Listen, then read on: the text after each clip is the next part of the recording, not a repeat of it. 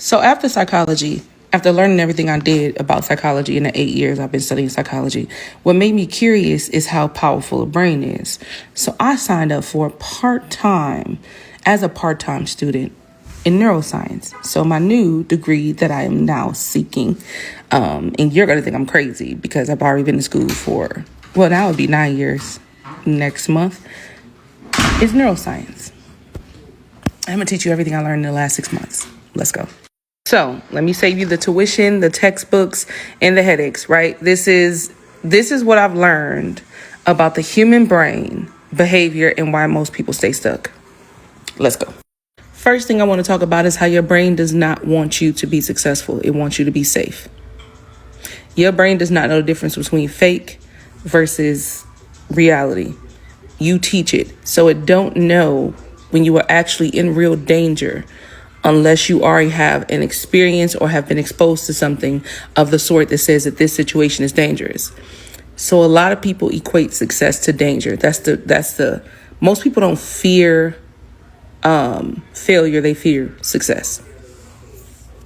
Every time you try something new, your brain will literally treat it like it's a threat, right? So that is why growth feels like anxiety.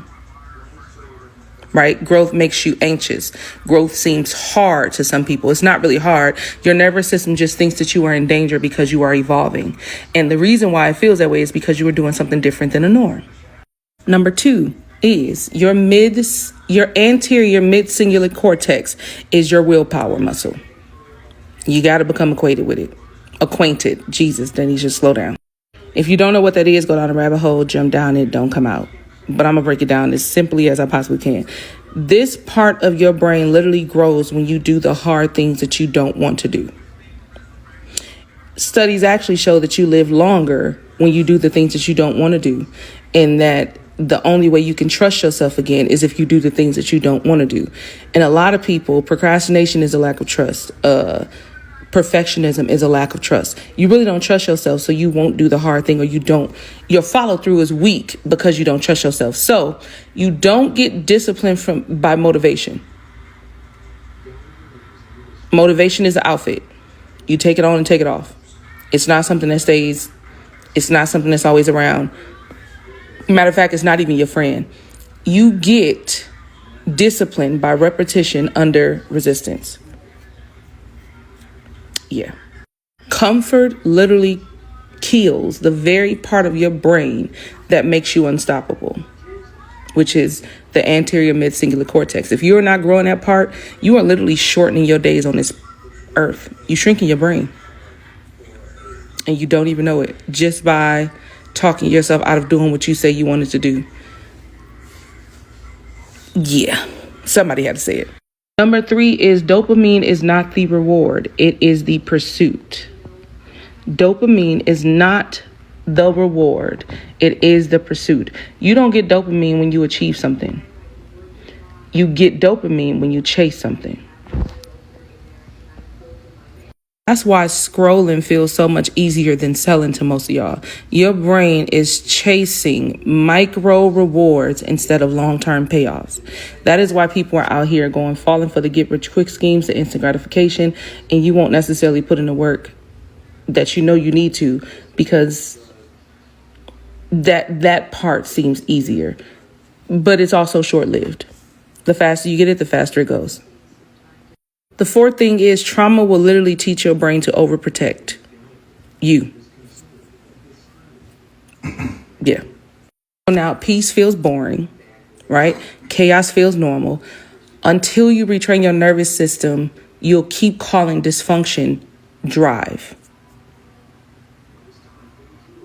Number 5 is one of my favorites because I don't give a damn how old you are or how young you are or whatever you think. You are not stuck in your ways. It is an actual choice.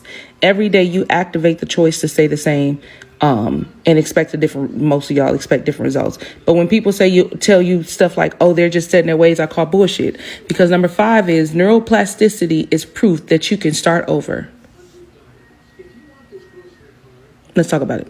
Every new thought, every new action, every new habit literally rewires your brain.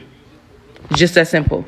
What does that mean? That means that you are never too old. It's never too late. You are never too far gone. You just haven't repeated the right thing long enough. Yeah. Number 6 is the brain learns by emotion, not information. I'm going to say that again for the people in the back. Your brain learns by emotion, not information.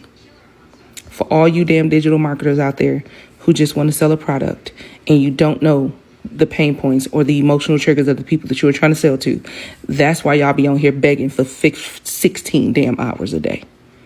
People do not change when they understand. People change when they feel. People do not change when they understand that they need to change. People change when they feel.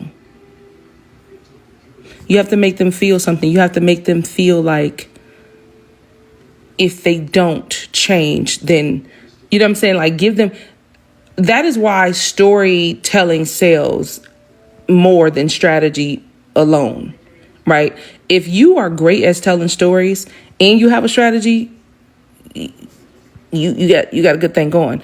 But most people, especially in the marketing space, do not know how to storytell. And they just rely on strategy alone, and that ain't gonna work. Emotion literally etches memory. Logic only explains it. Number 7 is something I had to work on, and I'm still working on it. Judge somebody else. Number 7 is rest is a form of reprogramming. What do I mean by that? When you rest, your brain merges your memories, ideas, and identity. So no, resting doesn't mean that you are lazy.